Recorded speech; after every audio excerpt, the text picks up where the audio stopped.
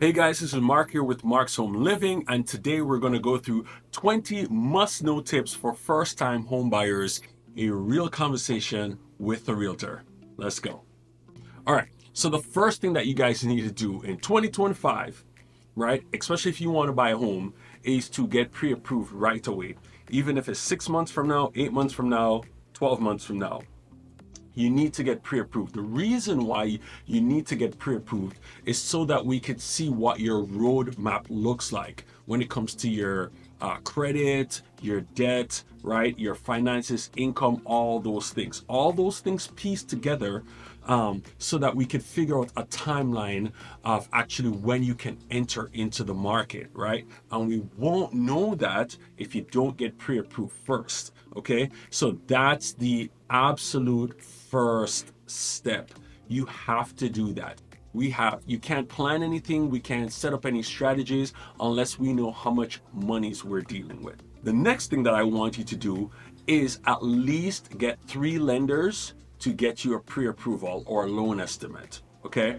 And when you're doing this process, a lot of people are scared because they're like, oh, my credit is I'm gonna lose a lot of points with my credit. Well, that's not necessarily the case. The credit bureaus allow you to actually go through this process within a 30-day period without taking massive hits to your credit. No, after you've gone and spoken with 3 lenders, get a pre-approval, you should have a solid price, a pre-approved amount that you can lock in, right? And a solid strategy at this time, okay? No, a lot of people, before they do any of the last 2 points, what they tend to do is start looking at homes, they start looking at areas, and they start emotionally start making plans to live in a certain area, and that's going to be hurtful later on. Okay, I see it all the time. I see it all the time with clients. Once they start the buying process and they get in and then they figure out, oh, this is how much we actually qualify for, and oh, I can't live in this neighborhood, and no, I have to live further away because the homes that I can actually afford are 20 minutes further than where I'd actually like to be. It's an emotional nightmare, and I want to set you guys up for success, okay? So once we get that budget, once you get pre-approved and we have that solid number, okay, we need to stay within that number. That's why you do it from earlier on, so that the logical plans that we would need to make also will line up with your emotional feelings, because the buying process is emotional. Okay, so the next step would be picking the right agent. Okay, so first you're going to find a lender, and usually some lenders have agents that they already work with, and some agents have lenders that they work with. So it just depends on who you meet first or who you find more trustworthy. But if you're going to pick an agent, you need to find someone who educates you, okay, and who's going to take their time and understanding the process. And I mean, who's going to take their time and show you how this actually works. Okay, you have a lot of agents that that are on Zillow. They buy the leads, and you are the lead. So when you look at a home on Zillow and you type in your name and your number, your lead, your name and phone number and email now gets sent out to tons and tons of agents who are purchasing leads within that area, and they know your phone is blowing up, right? They're calling you because, oh, you're a fresh new buyer. Let's go and listen. Even though that's effective if you're trying to do things really quickly and you just really need to find someone, please find someone that takes the time to educate you and will slow things down, because it works out better in the long run. The type of business that we do have in real estate is a relationship business. And if you don't feel like you're gelling with someone, when things get emotional in the process and they're only considering their check, right, you're going to have a lot more problems than just the contract, right, and executing the contract, right? No, you want someone who will take their time, explain, guide, protect, and communicate clearly, right? Some people don't even want to change how they communicate so that they can communicate well with you. No, you want agents who will go above and beyond to make sure that everything is sorted. They're communicating well with you. They can go through the information clearly with you. They are always available, or as available as much as they can. You can always find ways to access them, correct? All right, so that's what we need to do. That's the type of agent you need to pick. The next step is, if the agent wants to sit down and do what they call a buyer consultation. Some people don't even want to do that. Oh, we don't want to hear, oh, we know it, we'll find what we're looking for and we'll just have you pick. No, sit down and let these agents like myself walk you through this process and show you all these strategies. Okay, right? We do this 24/7. You're not a realtor. Okay, you're not a realtor. You are not the one that's going to lead the realtor. The realtor should be leading and guiding you. Okay, so if they set up a buyer consultation, that is a good sign.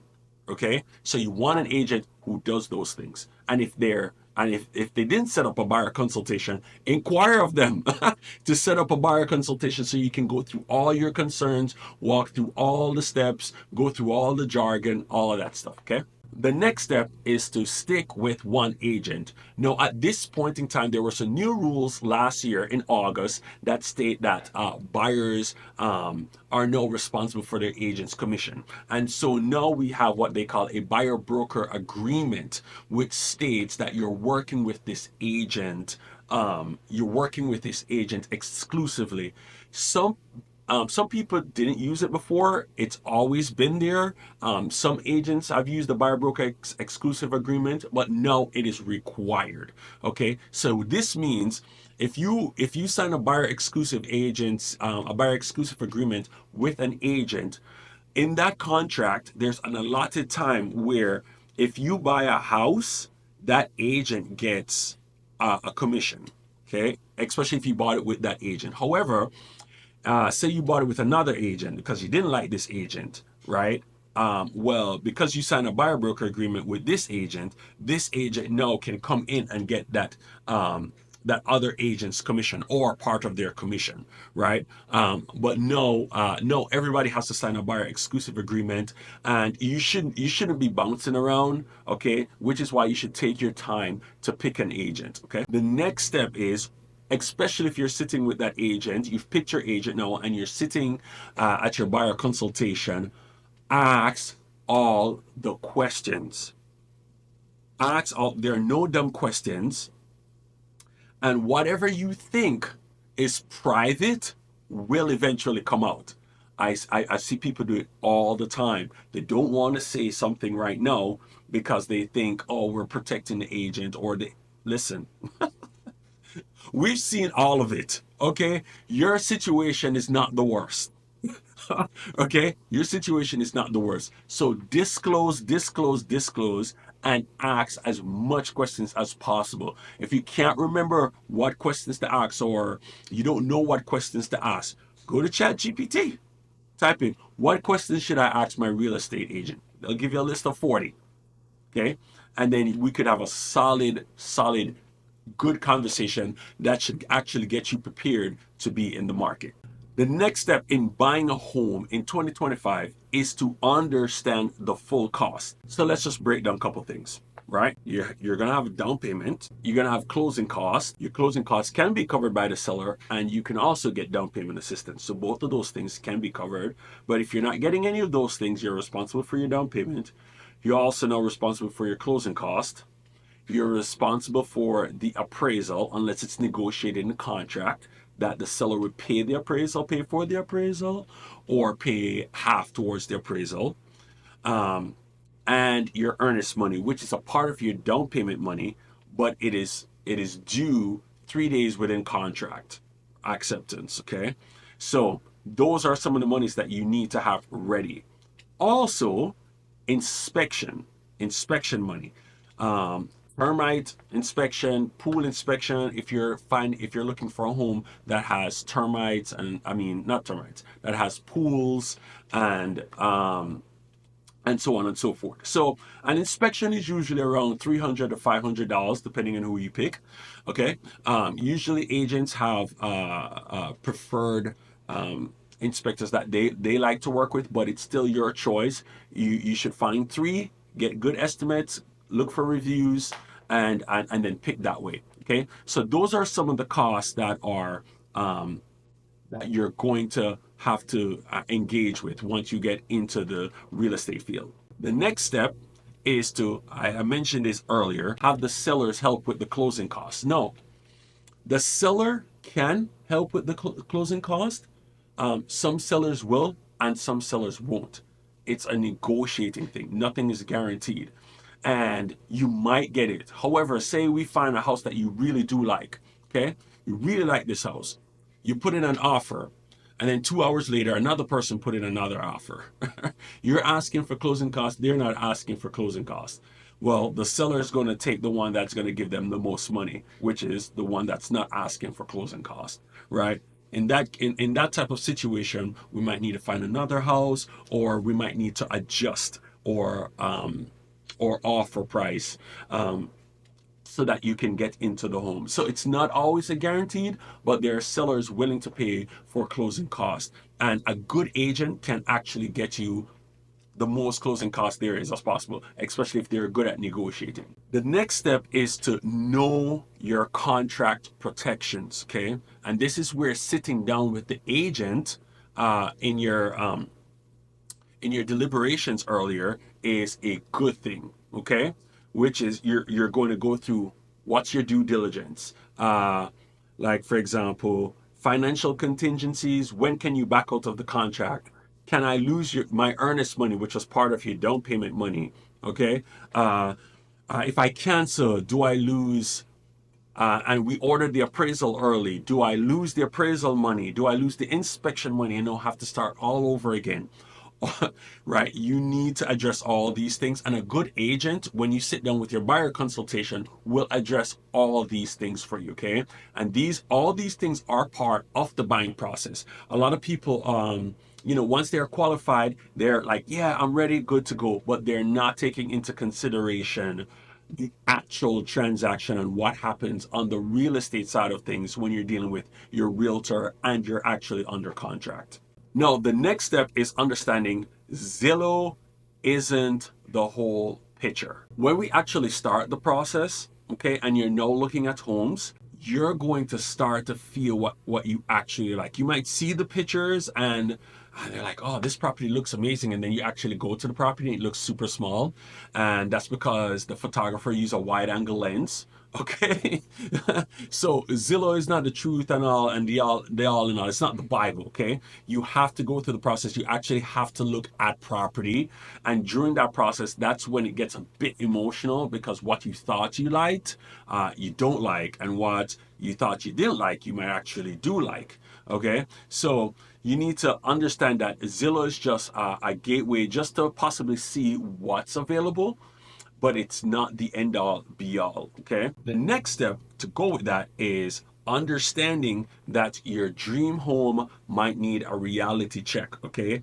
A lot of buyers all the time, I can almost guarantee it, your expectations are going to be up here, but your budget is here. The problem is when you were looking at Zillow, you are feeding your emotions these types of homes. I know you're emotionally attached to homes that look like this, but your money is telling you, hey, you're here. I know you're in the buying process and you're finding out you have to do a lot of adjustments internally, and people get overwhelmed and it can get really heartbreaking and it's really sad. And I don't like to deal with that. I don't like to deal with that. That's why I do, as much as possible, I do a buyer consultation and gauge my clients to see if they have actual solid good expectations of what's actually currently on the market. Okay, because those things need to be adjusted. Okay, so if your dream home is not in line with your monies, whatever you have up here needs to just match. Okay, right? So which is why we tell you guys, like I stated way earlier, get pre-approved, find how much money you're ready, how much money you can afford, how much home you can afford, and then adjust. Make the adjustment there. Don't even start looking. Don't even start looking until you know what that dollar amount is, okay? Because it can be an emotional nightmare. Okay, the next step is understanding the rates and the market, okay? So, especially a lot of you sellers who are about to be buyers, okay? A lot of sellers today and a lot of buyers have their mindset, 3%. Yes, let's get that 3%. Oh, I'm going to wait till the market comes down 3, 2.5, maybe even 4%. Listen, that 10-year window period that we had for that is gone. And that is an anomaly. That's not how it's been. Okay? What's normal is 6.5, 7%. That's normal. Anything below that is not normal. Okay? So please understand that. Okay? People were buying homes in 2000, 2001, and interest rates were 13%, 11%, 12% with a 750 credit score. Okay? So please understand that, guys. That is not, that's, we're not going to get back to that. Okay? We would need another COVID to get back into that, or a 2008 market crash to get back into that. That's just not how it is. Okay? So please take that out of your head. Okay? You're not going to get those rates. So for those sellers who have, you might have, say, $300,000 worth of equity, $400,000 worth of equity in your house, right? But you bought it with a 2.5% interest rate. I know you're thinking of buying, and then you see the interest rate is like, what? Interest rate is like 6.25. I'm not gonna do that. Well, what you need to do something with that money, or you're gonna lose it, right? So, and that's why you pick an agent, and we can get you into a solid plan, so you know what you can actually do in a situation like that. But please understand, that's not the scenario today. Okay, 3% is gone. Which now leads me to my next step. Be flexible, okay, but stay focused. We can get you what you want, and what you want is out there, but you need to be flexible. That's all I need to say about that. I think that's pretty self-explanatory, right? Be flexible. Okay, so the next step to think about is think about resale now, okay? I think gone are the times where when you bought your first home, it was your dream home. Um, Today, it seems more like people's second home or their third home is their dream home. And what we see happening is that a lot of people are purchasing their first home as a primary residence, but also keeping in mind that they're going to want to rent it later. Okay, so some people might, if you start off like younger, you could just simply just buy a townhouse. Buy a townhouse, get it for 3.5% using FHA, or 3% going conventional. Okay, get into that home, and then in a few years, rent it out and buy yourself something else. That's definitely the way to go these days with that type of structure and which that type of plan, thinking about resale later. Okay, so when you're picking these homes, especially for bigger families now, if you're picking a home, pick a home that has a wide variety in terms of its appeal. Okay, the way new builds are building their homes, the designs are changing all the time, and what buyers need and what buyers are looking for changes all the time. So you want to keep these things in mind, okay, when you're purchasing a property. Now, the last thing I wanted to talk to you guys about, the last step, is watch for post-close scams, okay? Once you buy your home, that's not the end of the deal, okay? You're gonna have a lot of people that now have your information because it's public. It's public now, and they're going to be calling you. They're going to be trying to send you different items and trying to get your information for different things, and trying to create deals for you to be a part of, and offer you internet and offer you cell phone and bundles and all these different. Listen, we can't really stop it right now, but be very aware that those things could possibly be scams. Okay, so you can also put your number on the do not call list, or as soon as you purchase a home, put your phone number on the do not call list, and hopefully that can help. What is also helpful is also talk to your realtor, and your realtor should help you navigate what to do, what not to do, and how to proceed for maybe like the next 3 months after you've gotten into your home. Okay, so those are all the tips that I have for you to purchase a home that I think is necessary for you in 2025. It's an exciting experience to buy a home. It can be very, very overwhelming. Okay, especially if you don't have someone to guide you, give you all the knowledge you need so that you can make the best decisions for yourself. And that's why I am doing this. Okay, I love working with first-time home buyers. I love helping people like that navigate what you can call this treacherous walkway, right? I love helping. I just love helping first-time home buyers. It's my joy. It's my natural self. I know I do talk a lot, but I talk a lot because I do care, okay? And I want to give you all the information, all right? Now, if you know anybody who is interested in purchasing a home or looking to buy, or if you have any questions about any of the things I mentioned, any of the steps, message me, or you can give me a call. My number will be right here. Looking to work with you guys in the future. Let's talk soon.